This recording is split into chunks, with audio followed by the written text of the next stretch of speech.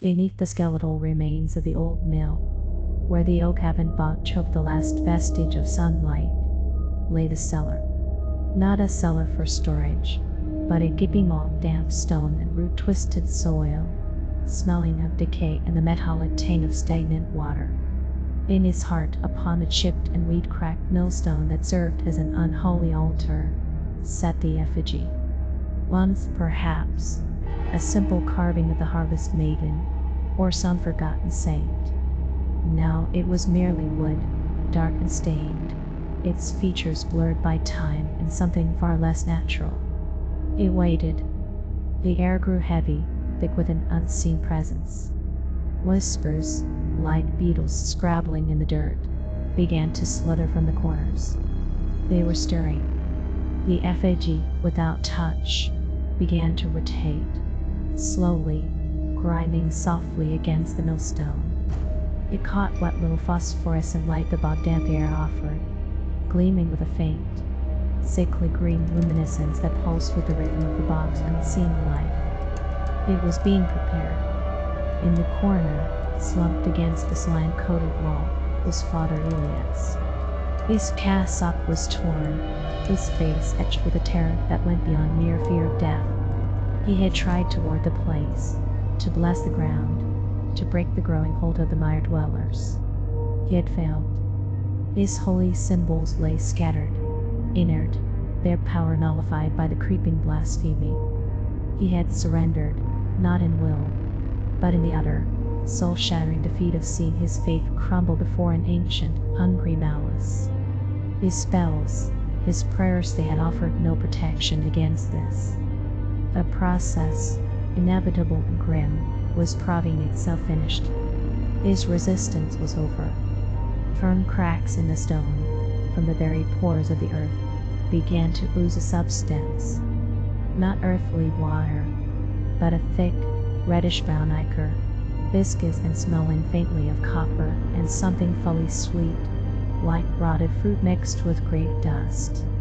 It collected in shallow depressions in the millstone, forming small, trembling pools around the rotating effigy.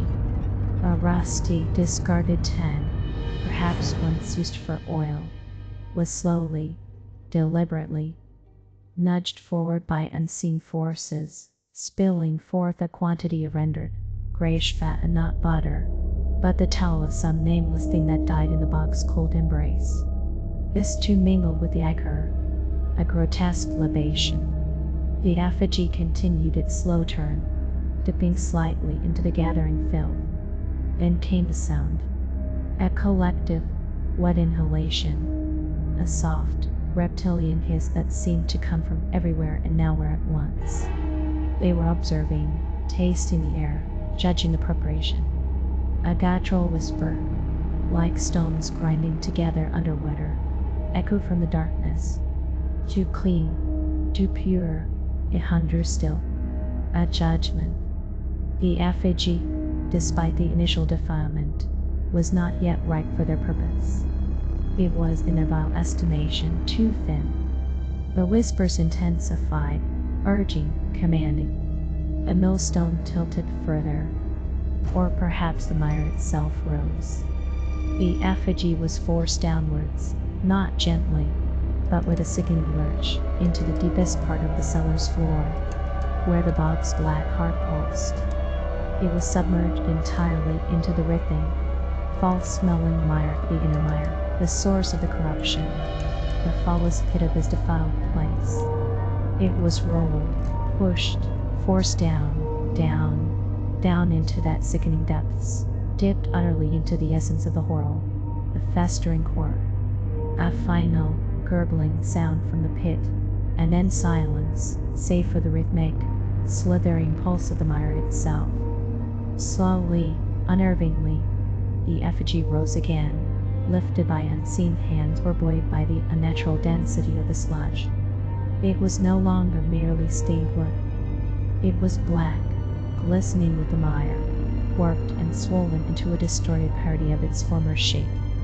Its features were gone, replaced by a gaping maw, a formless horror crafted from the bog's own putrescence. Its faint glow was extinguished, replaced by an aura of utter, palpable malice.